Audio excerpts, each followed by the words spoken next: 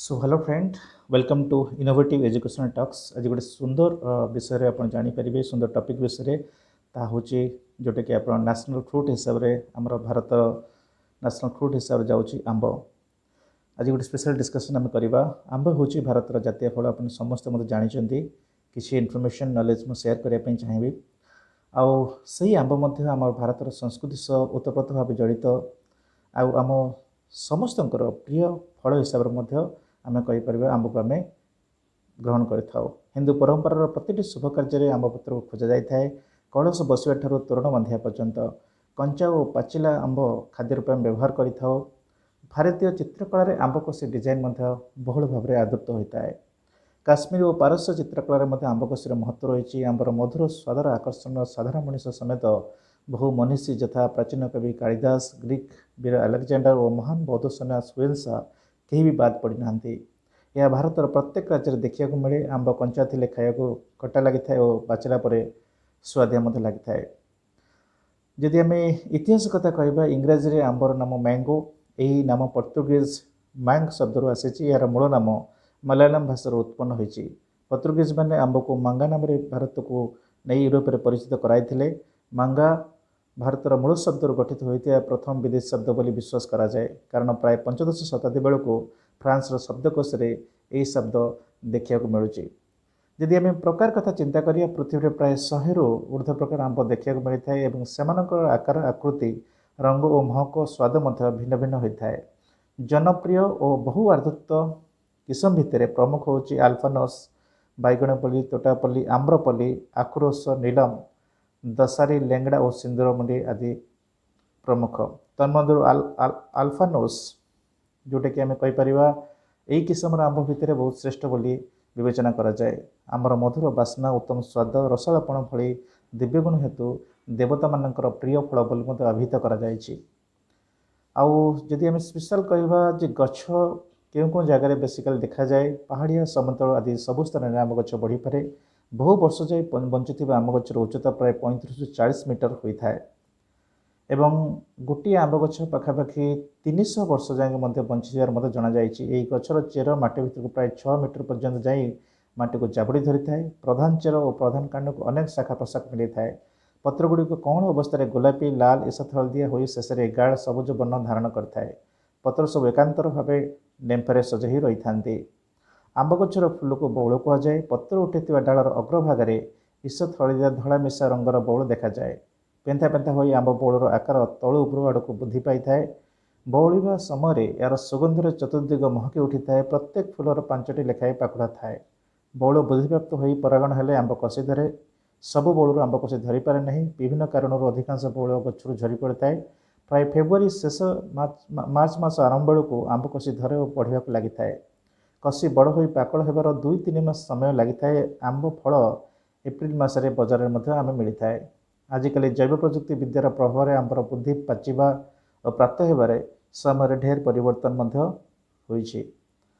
जदि आम चिंता करवा तेबे आंब स्पेशली कंचा अवस्था जोटा कि कोलेस्ट्रॉल चोपार रही बेले तार क्रमश क्रोमोप्लास्ट रूपांतरित होगा फल आंब चोपा विभिन्न रंगर रूप धारण करें। आंबर बास्नारू तार उपस्थिति सहज जाणी होता है।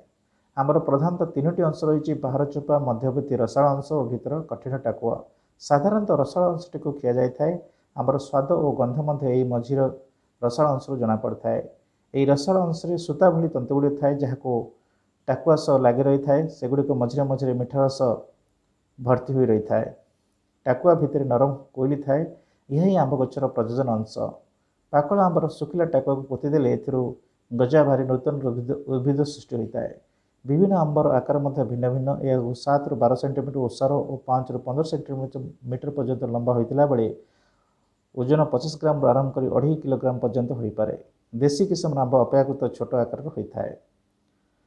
आंब को उभय कंचा और पाचिला अवस्था आम खाई था। कंचा आंब और डेम्फरे उरेशियोलो नामक एक रासायनिक पदार्थ जहाँ लसा कहुए। यार संस्पर्श आसिले ओठ, चर्म और जीभ क्षतिग्रस्त हो बेले बेले घा हो जाए। अधिकांश आंब कंचा अवस्था खटा स्वादयुक्त होता है।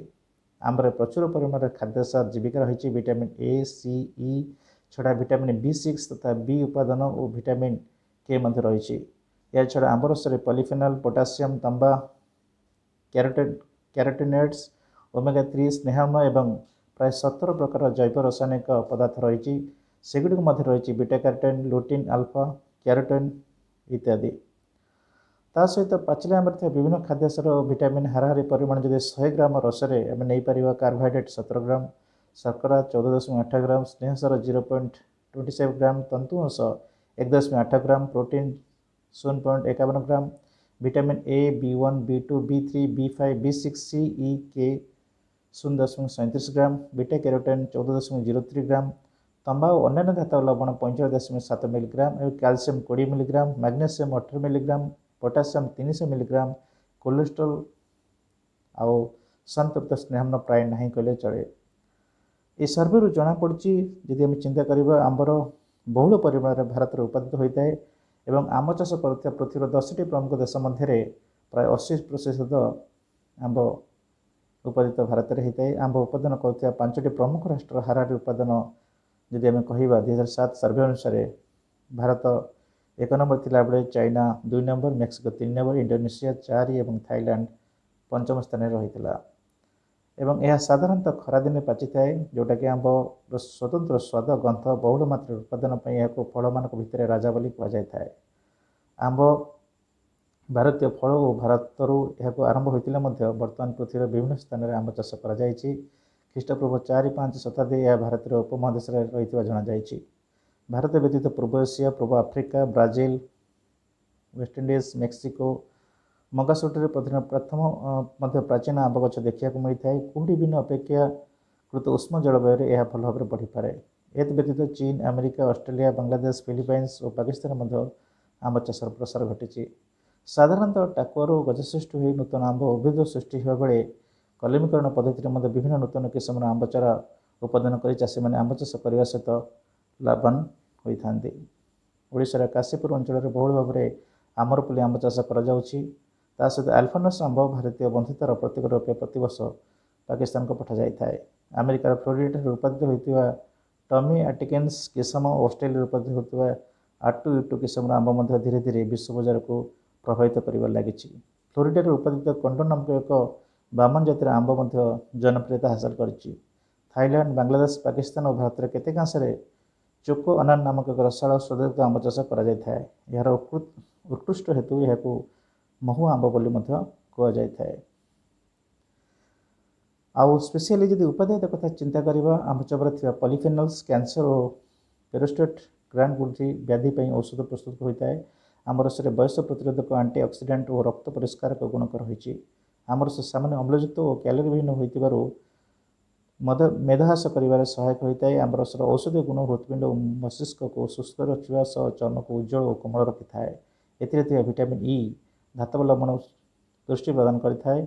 एसिडिटी और अग्निमांद्य रोगी मैंने आंबर उपकार पाई था। आंब को काटी खाई अपेक्षा चुषिक खाइले अधिक उपकार होता है। आंब काठ शक्त होते विभिन्न आशापत्र निर्माण कर प्रचुर भाव मिलूँ यह जाणी रूपे व्यवहार कर सब महत्व आंब को भारतीय जातीय फलर मान्यता प्रदान कर भारत व्यतीत पाकिस्तान फिलिपाइंस यह जातीय फल रूपे स्वीकृति लाभ कर। आज स्पेशली इनोवेटिव एजुकेशन टॉक्स रे समस्ते आपण आरंभ शेष पर्यटन रही आपको समस्त को बहुत बहुत धन्यवाद। स्पेशली किसी इनोवेटिव एजुकेशन टॉक्स ये चैनल मध्य आप पाइपर नुआ नुआ किसी इनफॉरमेशन नॉलेज या द्वारा आप अपडेट होपारे। आज स्पेशल वीडियो रे किसी इनफॉरमेशन शेयर कर बहुत बहुत धन्यवाद आप समस्त को जनाऊँगी। I am so lucky so proud particularly आज किसी नॉलेज आपर मन परिप्रकाश कर जातीय फल भारत जातीय फल मैंगो विषय आंब विषय किसी कहीदेव निजक धन्यवाद कर। बहुत बहुत धन्यवाद। निजर व्यक्तिगत मतामत आप देपारे एवं से व्यक्तिगत मतामत मत आहरी अधिक इंस्पायर एंड मोटिवेट कर किसी नुआ एजुकेशनल टॉक्स आपन को न्यू वे इनोवेटिव वे आपको शेयर करने। बहुत बहुत धन्यवाद आप समस्त को वीडियो आरंभ शेष पर्यटन देखि एंड भावुँ आपको आशा करे वीडियो आपको बहुत भल लगी। जदि भल लगी निजर लाइक कमेंट शेयर आप करेंगे। आज जदि आप प्रथम थर चैनल को देखुं चैनल को सब्सक्राइब करने सहित आ सांगसाथी जो मैंने अच्छा आप शेयर करेंगे। बहुत बहुत धन्यवाद आपण समस्त को। नमस्कार। जय जगन्नाथ।